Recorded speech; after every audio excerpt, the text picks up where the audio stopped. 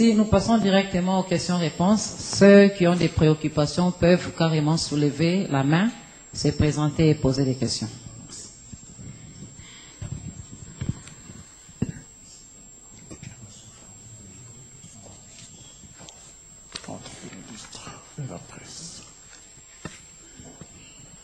Y a-t-il des préoccupations? Oui, ça va. Merci, c'est Blaise Vassomboli pour ITV. Monsieur le ministre, ma première question est celle de savoir, Monsieur Roger Lumbala se trouve présentement maintenant en France. Il n'a pas été facile pour la RDC d'obtenir l'extradition de Laurent Kunda, du général Mounene qui est en face et des autres, Unjani. Est-ce que vous pensez que cette fois-là, il sera facile pour le gouvernement congolais d'obtenir l'extradition de Roger Lumbala, que le gouvernement accuse d'être en connivence avec le M23? Et puis deuxièmement, vous disiez aussi tout à l'heure dans votre exposé que l'opposition est à l'aise dans son rôle en RDC. Est-ce que ça ne contraste pas avec la situation qui se passe à Limete où M. Etienne Tshisekedi, avant d'accéder dans sa résidence, il y a des policiers tout autour? Merci.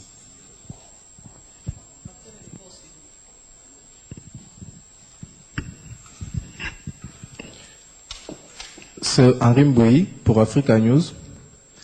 Monsieur le ministre, selon vous, à quoi est dû l'écart que l'on constate entre les déclarations faites par Mme Benguigui sur la République démocratique du Congo et le président François Hollande? Deuxièmement, Monsieur le ministre, que devrait attendre le peuple congolais finalement de cette arrivée de François Hollande avec les déclarations faites? Est-ce que cela a jeté un coup de froid sur les relations entre les deux pays? Merci.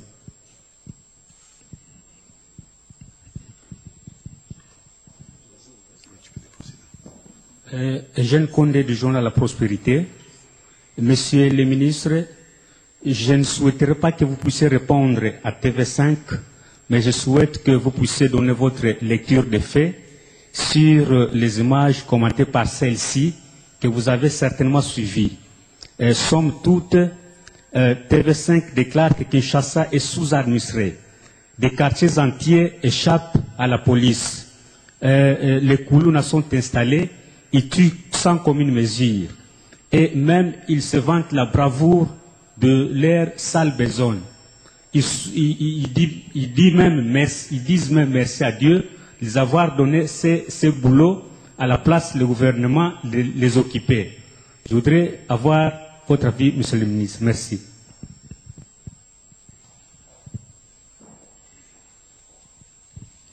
Bruno Minas, RFI. Monsieur le ministre, est-ce que les manifestants en soutien à Monsieur Tshisekedi, qui prévoit de l'accompagner à la résidence de France samedi, seront autorisés à le faire?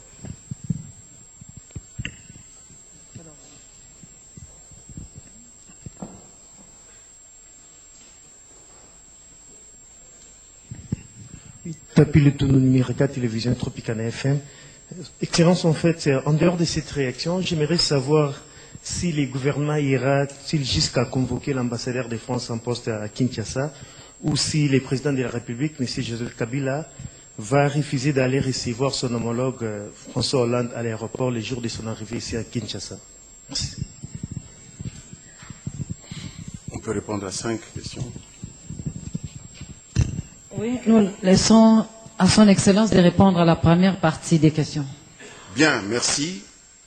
La première question sur l'honorable Roger Lumbala, qui est en France. Je dois vous dire qu'il n'y a pas de poursuite qui puisse être déclenchée ou de demande d'extradition qui est le premier acte de la poursuite, tant que le Parlement n'a pas autorisé les cours et tribunaux à entreprendre des poursuites contre un élu.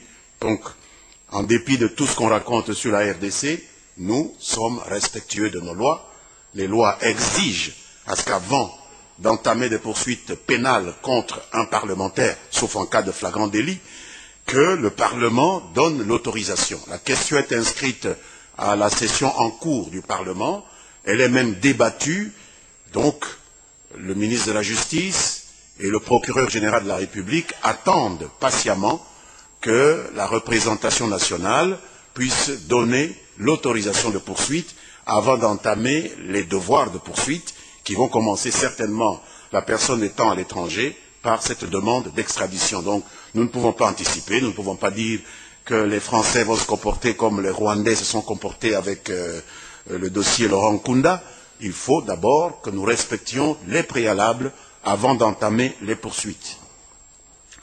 Vous avez posé aussi la question de l'opposition qui est à l'aise dans son rôle.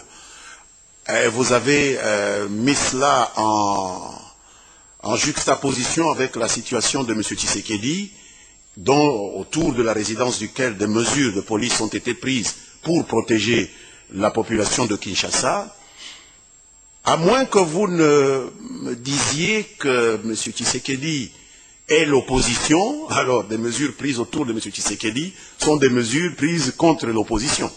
À ma connaissance, nous avons plus d'une centaine d'opposants qui siègent au Parlement. Je ne sais pas s'ils ne sont pas à l'aise, je les vois aller et venir. J'ai siégé même avec eux avant d'entrer au gouvernement. Et depuis qu'on est au gouvernement, m'occupant des relations avec le Parlement, je les vois siéger, ils ont leur coup de colère, puis ils reviennent, et ainsi de suite, ils participent à toutes les activités, ils sont à l'aise dans leur rôle d'opposition, on les voit prendre position chaque jour contre le gouvernement, contre le président.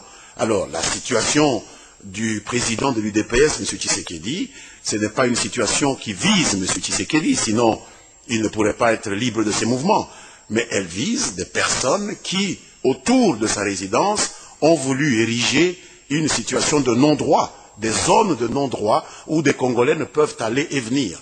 Or, la police a pour mission de garantir la liberté d'aller et de venir des gens. Il y a une question qui vient un peu après, on nous dit que la ville de Kinshasa est une ville sans maître, parce qu'il y a des zones où des Kuluna font la loi. Alors voilà, une fois qu'on prend des mesures pour éviter que tel type d'individus fassent la loi, on dit qu'on gêne l'opposition. Qu'est-ce que l'opposition a à voir avec des gens qui attaquent des passants sous le prétexte qu'ils ne sont pas d'accord avec M. Tshisekedi ou qu'ils ont mis un t-shirt à l'effigie d'une autre personnalité? C'est le rôle de la police. La police ne restreint pas les libertés de M. Tshisekedi. La police sécurise des gens qui sont citoyens congolais comme M. Tshisekedi. Donc ça n'a rien à voir avec le statut de l'opposition ou les droits de l'opposition. Je suis sûr que même en France, si près de la maison d'un opposant, il se développait des rassemblements de loupards pour insécuriser des passants, la police prendra des mesures de même nature. Africa News nous dit comment expliquer l'écart des approches entre Madame la ministre de la francophonie et son président. Je ne sais pas s'il y a des écarts, je ne sais pas si ce n'est pas la même réalité qui est rendue, mais avec des intonations différentes. Pour nous, c'est le président qui engage la France. Ce n'est pas la ministre. Et j'ai indiqué les propos de la ministre parce que nous pensions, jusqu'à ce que le président parle, qu'il y avait quand même cette tonalité amicale, cette tonalité correcte vis-à-vis d'un pays avec lequel on partage certaines valeurs. Mais là, le président a vraiment vidé un peu les espoirs des uns et des autres, parce que c'est lui qui engage la France. Ce n'est pas un ministre qui va engager un pays lorsqu'un chef d'État parle. Alors, ce que nous pouvons attendre du président Hollande avec de telles déclarations, eh bien, c'est qu'il découvre la République démocratique du Congo telle qu'elle est. Pas telle que ses amis dans l'international socialiste lui racontent. Vous savez, lorsque vous prenez des informations de second niveau, ce n'est pas toujours aussi aigu, pas toujours aussi précis que ce que vous palpez de vous-même. Le président Hollande viendra et je pense qu'il se rendra compte que contrairement à ce qu'on lui a raconté, il verra des gens de l'opposition.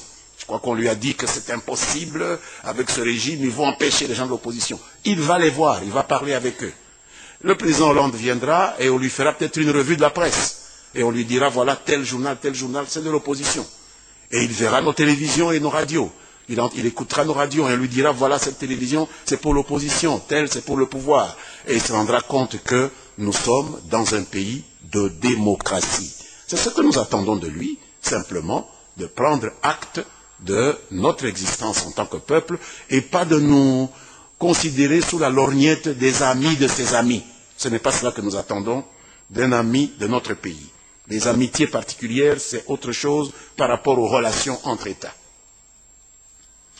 Eugène nous dit qu'il y a des images chez TV5 qui dit que la ville est sous-administrée, que des Koulouna font régner la loi.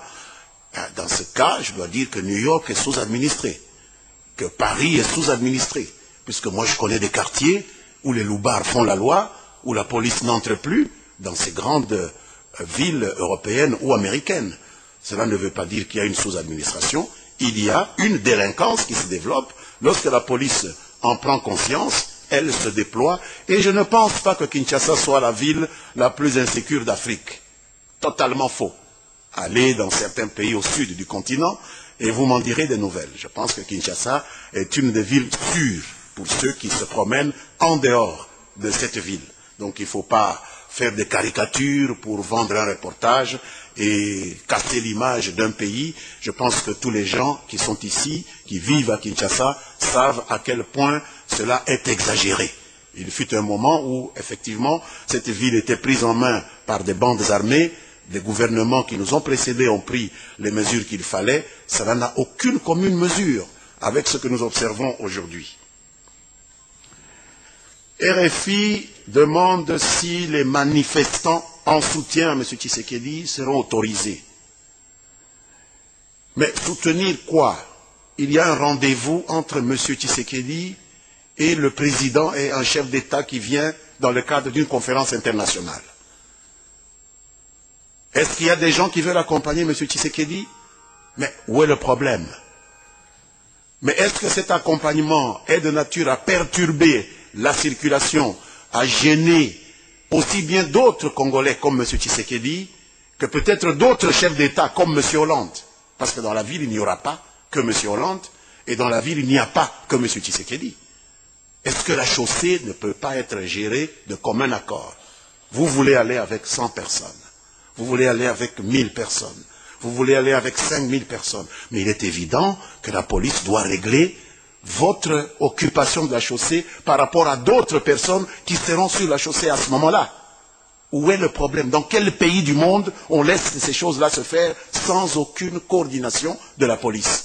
Ils n'ont qu'à entrer en contact avec l'hôtel de ville et l'hôtel de ville verra bien si les choses peuvent se faire. Ceux qui étaient à New York dernièrement savent qu'il y avait un groupe de Congolais, je crois 27, qui voulaient manifester contre le président Joseph Kabila. Et il y avait 250 Congolais, et même des étudiants des groupes contre les minerais de sang, qui voulaient soutenir le Congo à travers Joseph Kabila. Ils auraient voulu accompagner le président Kabila dans la rue. La police américaine a dit non. Il y a d'autres chefs d'État qui doivent aussi circuler. On leur a indiqué un petit coin, je ne sais pas combien de mètres carrés, devant le bâtiment des Verts des Nations Unies, et c'est là qu'ils ont crié tous leurs sous, et les pros et les antis. C'est comme ça qu'on s'organise dans un état de droit. Pourquoi voulez-vous qu'on invente la roue ici? Qu'il y a des chefs d'État dans la ville, 26, 27, et à cause d'un seul opposant, on va perturber tous les habitants de Kinshasa, on va perturber tous les autres chefs d'État. Non, monsieur, il y a un État pour organiser la cohabitation entre tous cela. On interdit à personne de faire des choses, pourvu que ce qu'il fait ne gêne pas le droit des autres. Donc la police dira si c'est possible d'accompagner M. Tshisekedi, ou si ce n'est pas possible, parce que c'est lui seul qui est attendu. Ce n'est pas tous les autres. Et il y a pas mal d'opposants aussi qui vont à l'audience. Il y a le président de la République qui va recevoir ses collègues en audience. La majorité présidentielle pourrait aussi décider de l'accompagner lorsqu'il va recevoir ses collègues. Donc tout cela doit être organisé. Il faut cesser de penser que nous sommes dans une jungle. C'est sincèrement une caricature, il faut en finir avec ça. Tout cela sera réglé par la police. Si des gens veulent faire ces choses-là, ils vont en informer la police qui verra. Si c'est possible, on le fera. Si ce n'est pas possible, ça ne se fera pas. Parce que l'événement, c'est l'audience qu'on a organisée entre le président de la République et certains leaders de l'opposition. Si c'est de la provocation, la police est là pour répondre aux provocations. Parce que c'est son rôle de protéger le public. Numérica voudrait savoir si le gouvernement va convoquer l'ambassadeur de France ou si le président Kabila va prendre je ne sais quelle mesure. C'est possible, tout dépend de notre collègue des affaires étrangères. S'il estime qu'il peut en parler avec l'ambassadeur de France, il va en parler, c'est pas interdit.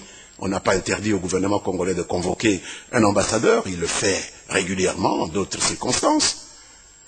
Mais s'agissant du président, je vous dirais que, tout d'abord, Joseph Kabila, c'est quelqu'un qui est vacciné.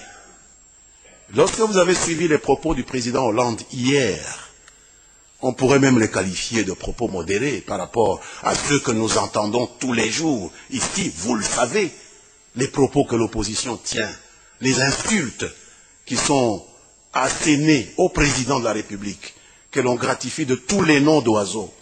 Celui dont on dit que son père n'est pas son père, même sa mère n'est pas sa mère, même sa sœur jumelle n'est pas sa sœur. Mais il n'a jamais élevé le doigt, il n'a jamais élevé la voix.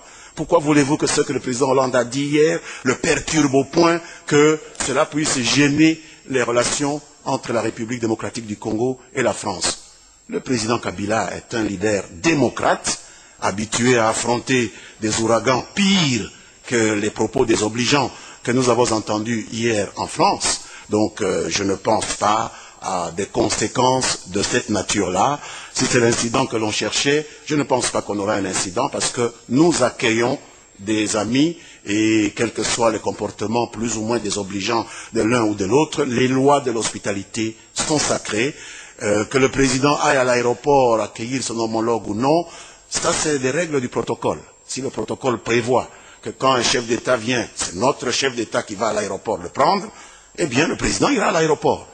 Si le protocole prévoit que ce sont des ministres ou le premier d'entre eux qui va accueillir les chefs d'État, eh bien ce sera les ministres, le chef d'État, c'est-à-dire les chefs d'État auront le même traitement. C'est comme ça que nous considérons les choses. Il n'y aura rien qui va gêner cet accueil que nous espérons le plus chaleureux possible.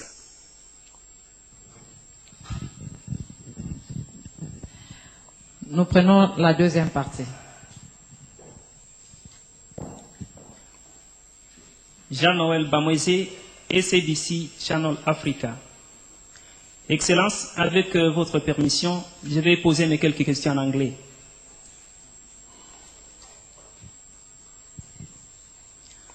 President François Hollande made his statement while he's expected here on Saturday. Is he still welcome here? Second, Mr. Hollande's statement looks too harsh. How does such a statement going to affect the relations between Paris and Kinshasa? And last, both the opposition and rebels have welcomed Hollande's statement. Can we think that he's more supportive to the opposition than to the government? Thanks. Merci. Son Excellence va répondre à cette question à la fin. Il termine d'abord avec les questionnaires en français.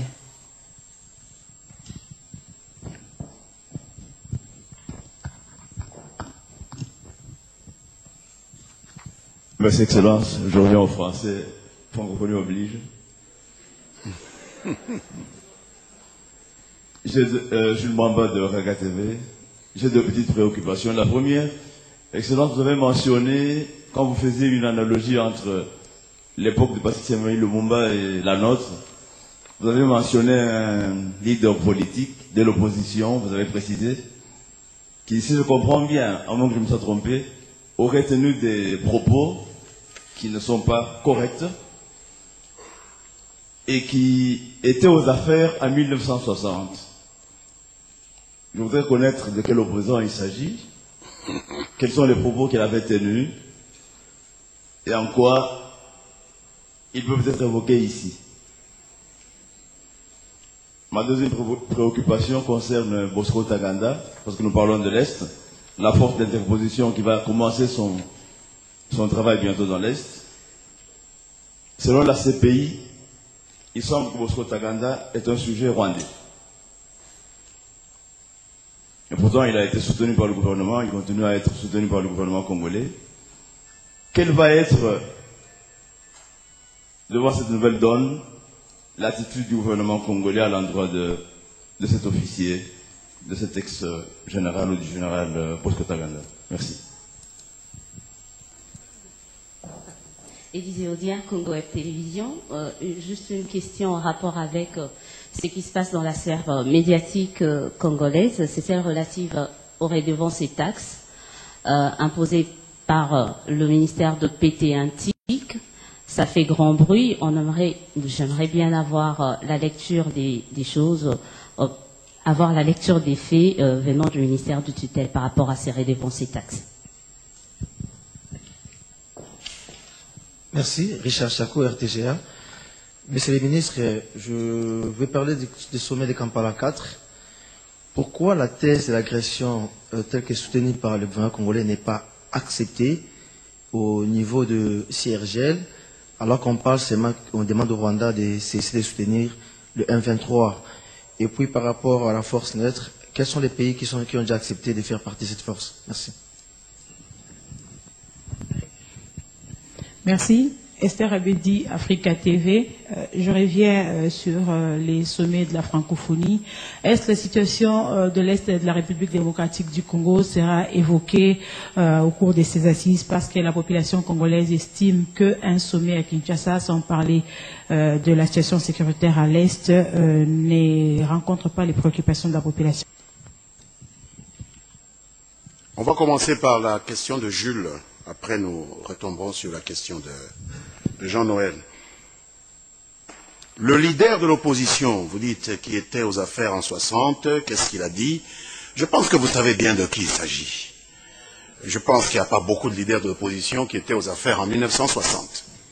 Je pense qu'il y a toute une littérature qui circule, les insultes contre Patrice Lumumba, le crapaud, etc. C'est connu. Je pense également que la justification pour laquelle Lumumba a été mis à mort, c'est que c'était un dangereux communiste. Les Congolais l'ont présenté, des Congolais, dans un groupe connu, hein, le groupe de Mbinza. Je crois qu'à partir de là, vous pouvez remonter.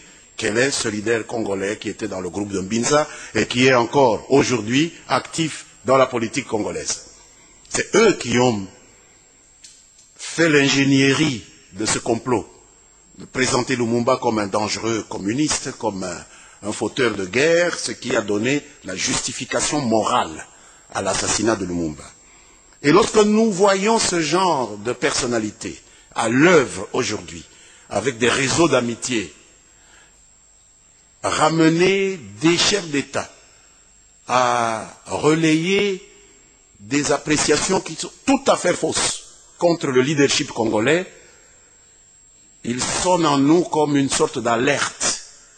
Nous risquons de nous retrouver dans la même situation qu'en 1960 et nous avons le droit d'alerter l'opinion publique congolaise. C'est toujours comme ça que cela commence, des légendes d'infamie. Et donc, je n'ai pas à dire son nom, nous savons tous qui a été aux affaires en 1960, nous savons tous qui a été dans le groupe de Mbinza, nous savons tous qui a fait partie de ce fameux collège des commissaires généraux, qui a fait le coup d'État contre Patrice Lumumba, et qui aujourd'hui se rachète une virginité en prétendant nous amener la démocratie comme une manne qui tombe du ciel, et qui est en bon terme avec le chef de l'État qui a parlé hier à travers une grande organisation internationale de partis de gauche. La deuxième question, c'est Bosco Ntaganda. Vous dites pour la CPI, c'est un sujet rwandais, mais il continue à être, vous dites, soutenu par la République démocratique du Congo. Mais qu'est-ce qui vous permet de dire ça? Nous ne soutenons pas Bosco Ntaganda, nous le recherchons pour l'arrêter, pour le juger, de préférence au Congo, à défaut au niveau de la justice internationale. Il fut un moment où nous avons conclu un deal avec ce monsieur pour suspendre les poursuites envers lui en échange de sa collaboration aux efforts de pacification dans le Nord Kivu. Il a rompu ce deal et donc il s'est mis lui-même en situation d'être pourchassé par nos forces. C'est ainsi que se justifie la guerre actuelle. Et donc, qu'il soit sujet rwandais, la CPI le dit, mais on peut être sujet rwandais et se faire passer pour un sujet congolais. Tout comme il y a un célèbre homme politique, entre guillemets, congolais, qui n'est pas congolais, mais qui s'est fait passer pour congolais, et qui a été coincé par la justice et vient d'être condamné.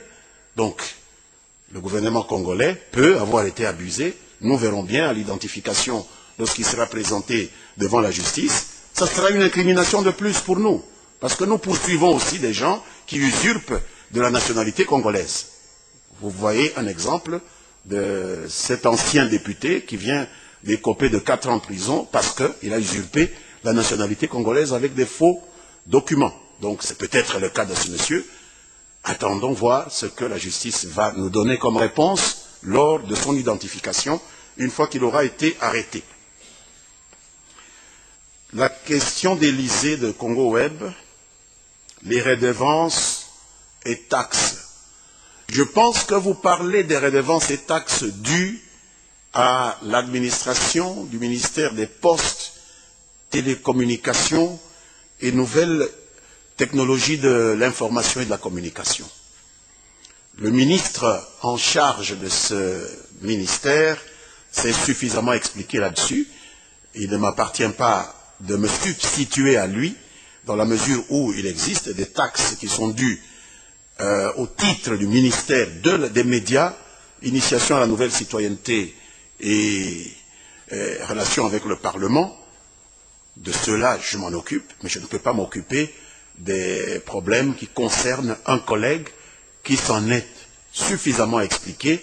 Je pense que c'est à son niveau et je crois savoir qu'il a proposé à la plupart des maisons qui devaient de l'argent au titre de ces taxes d'entrer en négociation avec la Direction générale des recettes administratives domaniales et de participation, et que cette administration a quand même proposé des solutions, des médiations, dont certaines ont été acceptées par la profession, puisqu'il m'en a tenu informé. La question d'Esther, de Richard Chacot d'abord, sur le fait que la thèse d'agression ne soit pas acceptée par la CIRGL. Je ne crois pas que ce soit vrai de dire que la thèse d'agression ne soit pas acceptée par la CIRGL, sinon la CIRGL n'aurait pas donné son assentiment à la mise en place d'une force internationale neutre. Et la CIRGL n'aurait pas demandé au Rwanda de cesser de soutenir le M23. Je vous ai défini l'agression. Même en n'envoyant pas de troupes au Congo, rien qu'en aidant un mouvement qui est en train de déstabiliser ce pays, agresserait la République démocratique du Congo. Or, nous avons des évidences que des troupes rwandaises ont traversé la frontière et se trouvent en République démocratique du Congo. Seulement, il faut prendre en compte le fait que le Rwanda fait partie de la CIRGL et que dans le langage diplomatique, lorsqu'on veut amener un pays à participer à un concept opératoire, on ne le met pas mal à l'aise en lui parlant comme si on était son ennemi. C'est nous qui sommes les victimes, ce n'est pas tous les autres pays de la CIRGL. Ils souhaitent peut-être, dans la mise en œuvre des solutions, avoir la coopération du Rwanda. C'est pourquoi le langage est adapté à cette recherche de solutions. N'y voyez pas une non-reconnaissance de l'agression que le Rwanda a perpétrée contre notre pays. La question d'Esther se rapporte à la situation à l'Est. Sera-t-elle évoquée? Oui, je pense qu'elle sera évoquée. Nous l'avons déjà entendu de la bouche de plusieurs têtes couronnées qui vont participer à cette conférence internationale. Même le président Hollande, dans la deuxième partie de son intervention, a parlé de la situation à l'Est, même si c'était du bout des lèvres. Il n'y a pas insisté comme il a insisté pour nous casser du sucre sur le dos, mais enfin, il a parlé de la situation à l'Est. Donc, cela fera partie des préoccupations des chefs d'État qui vont se rencontrer à Kinshasa. Quel est le mandat de la force internationale neutre? Je l'ai dit, 2 mandats essentiellement. Le premier mandat, c'est de surveiller la frontière commune entre la RDC et la République du Rwanda. La RDC accuse le Rwanda de fomenter cette déstabilisation. Le Rwanda nie, et donc la force neutre va pouvoir donner de la substance à une accusation ou à une autre en se déployant. Le deuxième mandat qui est donné à cette force internationale neutre, c'est de neutraliser, d'éradiquer, c'est le mot du communiqué, éradiquer les forces négatives qui insécurisent la région. C'est le M23 et c'est le FDLR et d'autres groupes, c'est-à-dire toutes les forces, tous les groupes armés irréguliers. Donc ça, ce sont les deux aspects du mandat de la force internationale neutre. Je crois que les choses sont suffisamment claires à cet égard. Télé 7 estime que l'opposition a fait passer son point de vue et que notre lobbying n'a pas marché. On peut voir les choses sous cet angle-là, encore que les relations entre États ne doivent pas procéder de ce que vous appelez lobbying, qui sont des démarches tout à fait particulières. Un État ne fait pas du lobbying. Un État fait de la diplomatie lorsqu'il entre au contact avec un autre État. Les particuliers font du lobbying. Des personnalités politiques ont recours à des firmes de lobbying. Même des États peuvent le faire. Mais je pense que, du point de vue de la diplomatie, il doit être possible pour quelqu'un qui dirige un pays comme la France, qui a suffisamment de connaissances sur la situation en République démocratique du Congo, de se faire une religion à travers les contacts diplomatiques. Et donc, si on a une position, nous ne pouvons pas forcer le chef de l'État de la France d'avoir une position favorable à notre camp. Nous, ce que nous recherchons, c'est que ces positions soient fondées sur des réalités vraies, si je peux me répéter, des choses qui sont palpables sur terrain et non pas sur une lecture biaisée à travers le prisme d'amis, des amis auxquels on veut faire plaisir. On mécontente des gens en annonçant qu'on vient à Kinshasa et puis on sent le besoin de leur faire plaisir en cassant du sucre sur le dos de ceux qui sont au pouvoir à Kinshasa. C'est un peu un équilibrisme qui nous fait un peu questionner. Ce n'est peut-être pas la meilleure façon d'aborder les relations avec des pays comme celui-ci, où il faut avoir le langage de la vérité et savoir où on met le pied, prendre une position et s'y tenir, au risque de brouiller les cartes, comme l'on dit. Jean-Noël, you said that Holland made his statement while waiting to come this way. You think that he would not be able to come? No, I think himself said that he is coming. He will make his way here. We are waiting for him.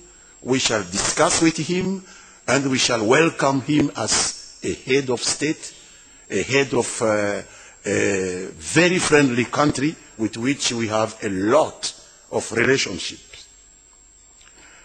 You said that opposition and those fighters there, these puppets of Rwanda, have welcomed his speech. This is something that should make President Hollande think a lot before criticizing on that way whatever is going in here in our country. Because at the same moment, he made a statement against those people of M23. But you are telling me that M23 is happy with the statement of President Hollande.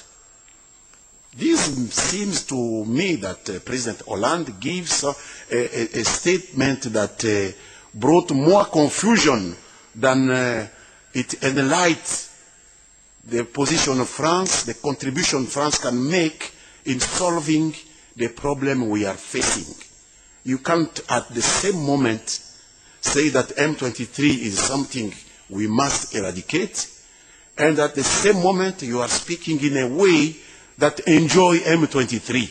So we are having doubt about the statement of President Hollande with M23, and as far as opposition is concerned, why should not them be enjoyed with the statement of President Hollande, since Hollande is crushing their enemy, President Kabila, their enemy, the government of this country?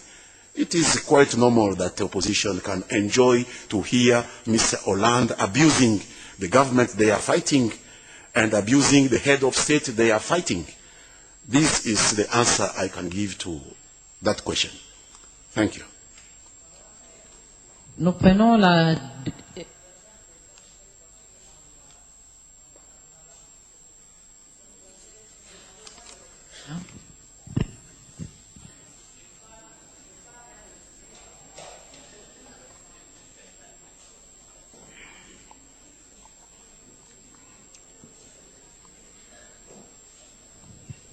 Merci beaucoup. Nana moi Dilingala facile.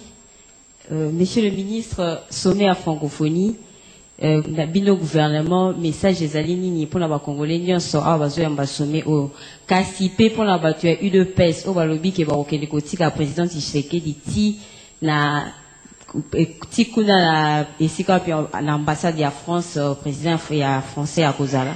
Bolobi nini basoda bakozala pour la sécuriser bango topé bokubo ya bango ba Kélékotika président na bango. Merci. Natondio na mutuna wana message tozo pesa na peuple na biso ezali message ya kosenge bango tango bapaya baza koyela biso toyamba bango na boboto toyamba bango na esengo pe tomeka maso tokokoka tosepelisa bango po lolenge wana nde esalemaka na bokoko na biso na bakutume na biso tomeka ko bebisa manifestation oyo ekosalema conférence internationale oyo ekosalema te tolendisa na kosepelisa baye basaleli biso bolamu ya koya kotala biso epa na biso kopesa biso oyo bapaya balobaka honneur ya koya epa na biso lolenge moko na koloba na bandeko ya UDPS liboso ya yo koteleme koloba o na kei ko accompagner babengi yo te yo lobi babengi mutu songolo na ke ko accompagner ye tuna police tuna hôtel de ville pa bate bangonde bazali ko gérer ba balabala na biso ezali na démocratie nyoso ata epai ya président wana Hollande yo ko kene na balabala boyete batu zomi batu kama batu boye kutumi bale bokena balabala kaka bo décider etokei lokuta. Donc, liboso, zara na prudence, zara na ekenge, tuna police, tuna gouverneur ya ville, stoki bandimeli bino te kokende te, pamba te bako pekisa bino. Po batu mususu baza peye na droit ya kotambola na balabala wana. Batata bakonzi misusu baye, baza lokola kaka Hollande, baza pe na droit ya kotambola na balabala wana. Soki okei na lolenge ya mutu makasi matoi mangongi, police akopekisa yo po police musala na ye ezali mibeko mitosama epekisa mite kasi coordination ezala na police coordination ezala na hôtel de ville soki ezali te tika papa Tshisekedi ye moko akende na rendez-vous ye nde mutu mabengi batu baso te nakanisi eyano wana ezali clair. Merci beaucoup natondi bino botondi. Thanks a lot.